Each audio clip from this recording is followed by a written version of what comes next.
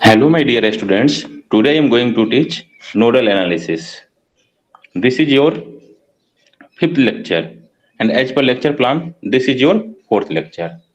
So, to determine a node voltage or a branch current, we have to use another method, nodal analysis. So, for solving any electrical circuit using nodal analysis, we have to follow the following steps.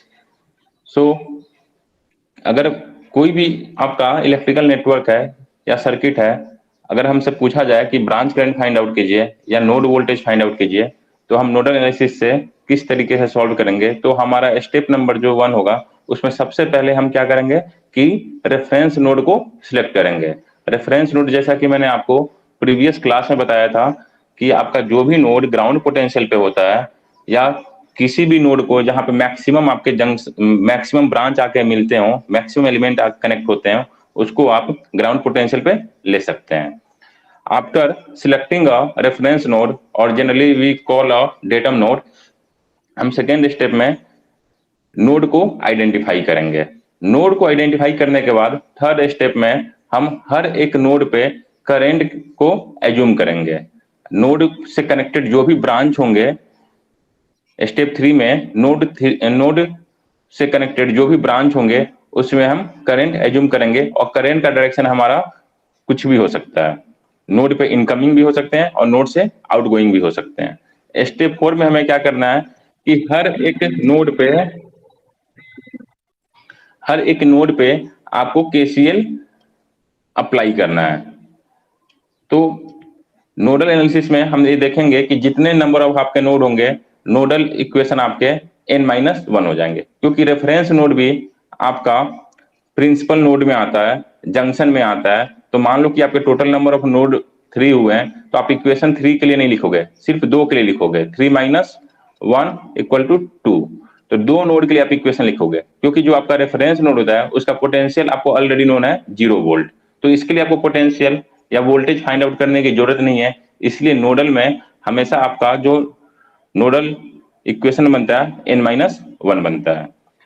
Step 5 पे हम क्या करेंगे कि all the equation जो भी आपके formation हुए हैं उसको सॉल्व करने के बाद हम क्या करेंगे, नोड वोल्टेज फाइंड आउट करेंगे।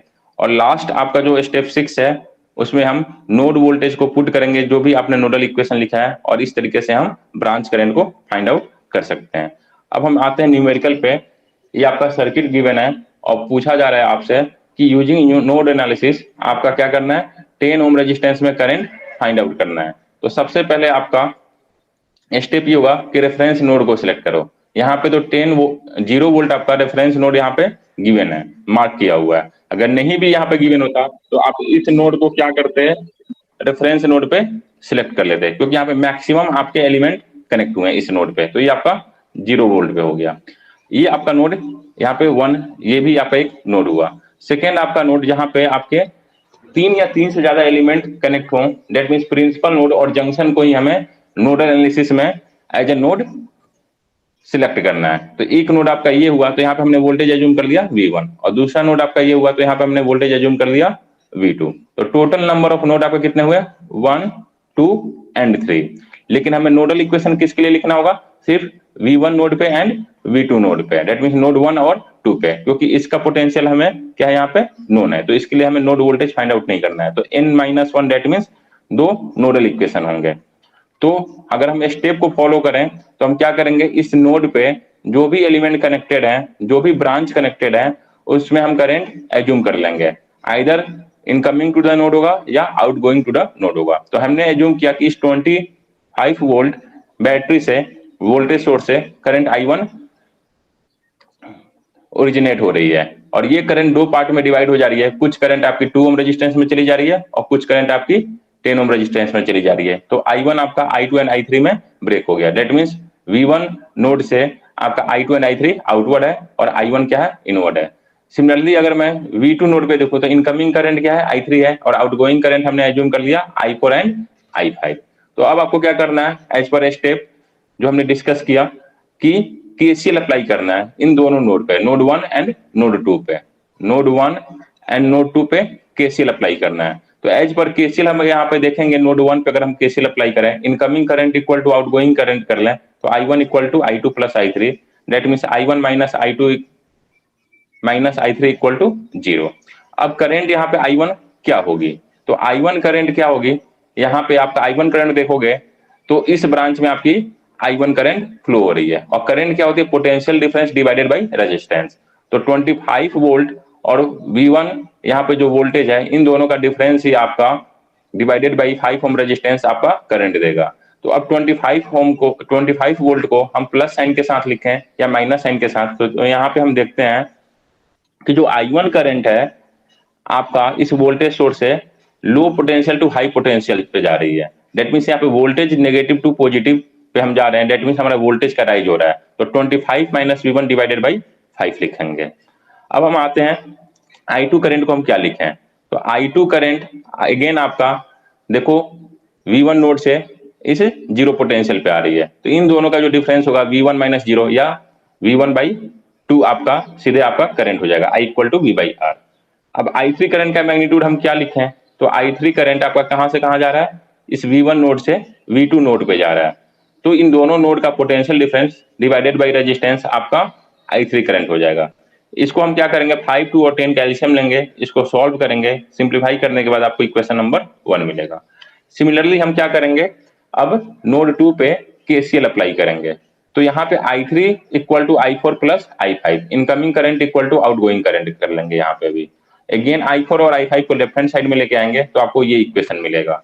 अब हमें क्या करना है, I3 करंट का एक्सप्रेशन लिखना है। तो I3 करंट आप देखोगे V1 से V2 पे जा रहा है, मतलब high potential to low potential, that means volt potential difference divided by resistance आपकी क्या होगी, करंट होगी। तो V1 minus V2 divided by 10 आपकी I3 करंट हो गई। अब आपको क्या करना है, I4 करंट का मैग्नीट्यूड लिखना है। तो I4 करंट आपका इस 4 ओम रेजिस्टेंस से जा रहा है, और यहाँ पे आपका क्या है, 0 वोल्ट है, that means potential difference V2 minus 0 या V2 बाई 4 आप डायरेक्ट लिख सकते हो यहाँ पे I4 का एक्सप्रेशन।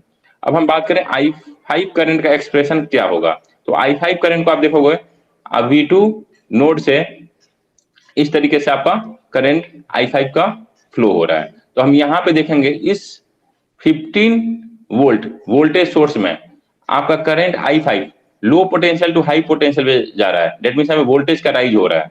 तो वोल्टेज का राइज हो रहा है, हमें क्या करना होता है, दो वोल्टेज का डिफरेंस लेना होता है, V2 माइनस 50 डिवाइडेड बाई 2 करना था, लेकिन यहाँ पे आपका वोल्टेज का ड्रॉप नहीं हो रहा है ड्यू टू करंट I5 आपका low potential to high potential पे जा रहा है, मतलब वोल्टेज का राइज हो जा रहा है, इसलिए हम V2 प्लस 50 यहाँ पे लिख के डिवाइडेड बाई 2 कर लेंगे, तो आपको यहाँ पे ये एक्सप्रेशन मिलेगा। अगेन एलसीएम 10, 4 एंड 2 का लेकर के हम इसको रिजॉल्व करेंगे, सिंप्लीफाई करेंगे, इक्वेशन नंबर 2 मिलेगा। इक्वेशन नंबर 1 और 2 में हम देखेंगे कि दो इक्वेशन है और आपका दो अननोन V1 एंड V2 है। V1 एंड V2 की वैल्यू फाइंड आउट कर लेंगे। अब आपको क्या पूछा जा रहा था क्वेश्चन में, to determine a current in a 10 ohm resistance. तो 10 ओम रेजिस्टेंस में I3 करंट फ्लो हो रही है, और I3 का एक्सप्रेशन क्या था, V1 minus V2 divided by 10। तो V1 minus V2 divided by 10, और V1 और V2 की वैल्यू आपके दो इक्वेशन दो अननोन से आपके फाइंड आउट हो चुके हैं, और इस तरीके से आपका I3 करंट फाइंड आउट हो जाएगा। अब V1 और V2 आप कैसे फाइंड आउट करेंगे, ये आप इक्वेशन को सॉल्व कर रहे हो तो कैलकुलेटर से कर लो या किसी भी मैथमेटिकल मेथड को यूज कर लो, substitution, elimination, Cramer's rule etcetera. Now comes to the another problem. In this problem we have to determine a current through a 15 ohm resistance by a node analysis. तो again हमारा step वही होगा, सबसे पहले हम क्या करेंगे, रेफरेंस नोड को सिलेक्ट करेंगे। देखो यहाँ पे 1, 2, 3, 4, 5 एलिमेंट या 5 ब्रांच यहाँ पे इस नोड पे आगे कनेक्ट हो रहा है, तो इसको हमने रेफरेंस नोड सिलेक्ट कर लिया। रेफरेंस नोड का मतलब आपका datum node, that means ground potential या 0 वोल्ट पे होगा। इसके अलावा जो हमारे नोड होंगे वो हम सिलेक्ट करेंगे, और नोड हमेशा नोडल एनालिसिस में ऐसे नोड को सिलेक्ट करना है जो कि प्रिंसिपल नोड होंगे, जंक्शन होंगे, दैट मींस 3 या 3 से ज्यादा ब्रांच आके मीट कर रहे होंगे। तो एक आपका नोड ये हुआ, तो यहाँ पे वोल्टेज हमने एज्यूम कर लिया V1।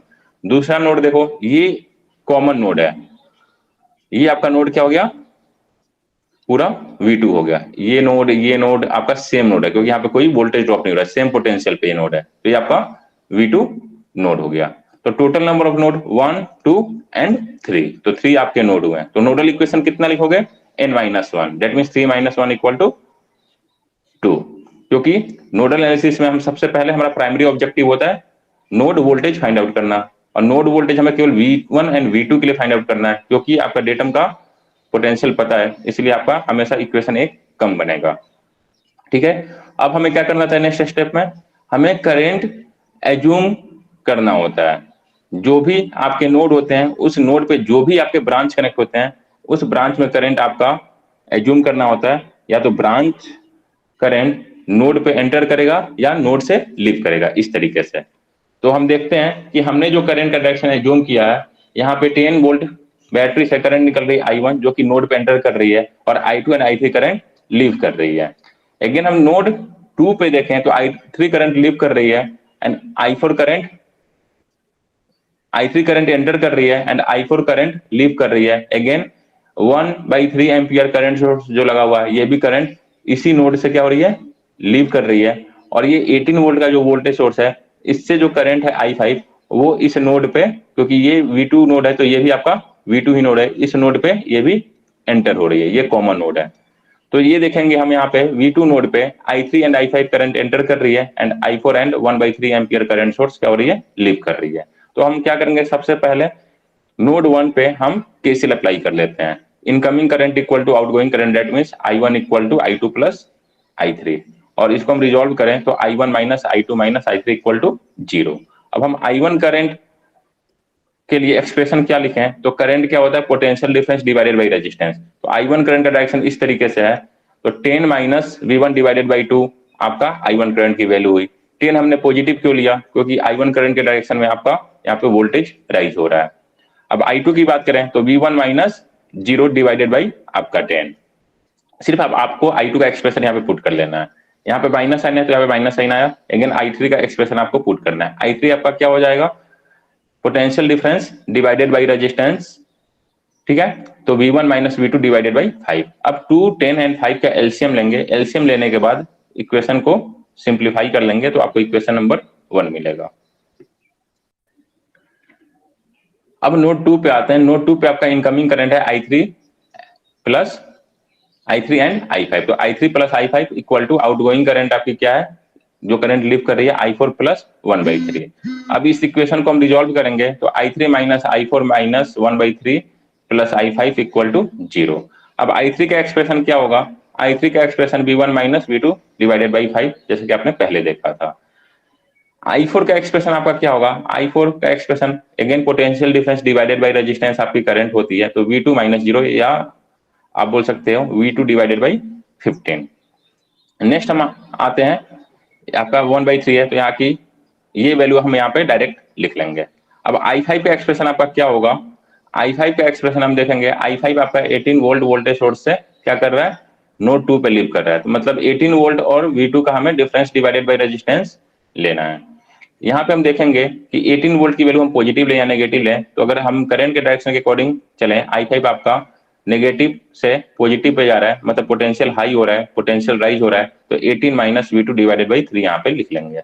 और अगेन इस इक्वेशन को हम सिंप्लीफाई करेंगे, आफ्टर टेकिंग एलसीएम सॉल्व करेंगे तो आपको इक्वेशन नंबर 2 मिलेगा। अगेन 2 इक्वेशन एंड 2 अननोन, इन दोनों को आपको क्या करना है, सॉल्व करना है। इन दोनों इक्वेशन को सॉल्व करने पे आपको V1 और V2 की वैल्यू मिल जाएगी विदाउट साइन। अब आपका मेन ऑब्जेक्टिव क्या था क्वेश्चन में, करंट फाइंड आउट करना। कौन से ब्रांच में, इस 15 ओम रेजिस्टेंस में। तो 15 ओम रेजिस्टेंस में अगर हम देखें तो 15 ओम रेजिस्टेंस में जो आपकी करंट थी आपकी I4 थी। 15 ओम रेजिस्टेंस में आपकी जो करंट थी I4 थी, और I4 का आपका एक्सप्रेशन क्या था, V2 डिवाइडेड बाई 15। तो V2 डिवाइडेड बाई 15 आपका I4 का मैग्नीट्यूड हो जाएगा, दैट मींस I4 करंट हो जाएगी। 15 ओम रेजिस्टेंस में आपकी यही करंट होगी। 15 ओम रेजिस्टेंस में 15 ohm equal to I4 equal to V2 by 15, और V2 की वैल्यू यहाँ से हम पुट कर लेंगे यहाँ पे, और 15 से डिवाइड कर लेंगे, आपको फाइनल आंसर मिल जाएगा। नेक्स्ट चलते हैं बच्चों, हम बाकी के प्रॉब्लम को नोडल एनालिसिस पे हम इसी के सेकेंड पार्ट में कवर करेंगे। तब तक के लिए इस लेक्चर को हम यहीं पे एंड करते हैं, फिर मिलेंगे नेक्स्ट क्लास में। Okay, thank you class.